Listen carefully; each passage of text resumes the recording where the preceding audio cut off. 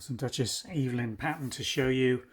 Made during the late 20th century. Evelyn was this very delicate little floral design made in Duchess Bone China.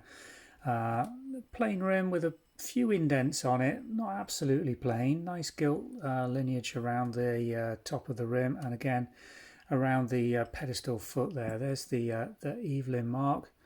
Pattern number 369, I think. It's a tiny little font there.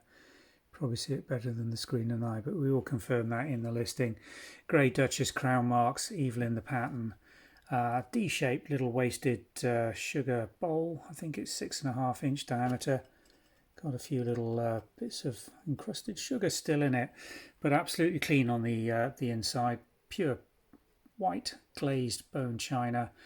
Nice substantial D-shaped sugar bowl, as you can see. There's a little bit of wasting design coming up to this indent rim, in fine condition for collectors of Duchess Evelyn. Not an easy one to find. This first one we've had in this size and shape will be from the tea set. They will have made a smaller version of this for the coffee set if they made one in Evelyn. I'm not absolutely certain they did because I've never seen one, but I'm sure they probably did.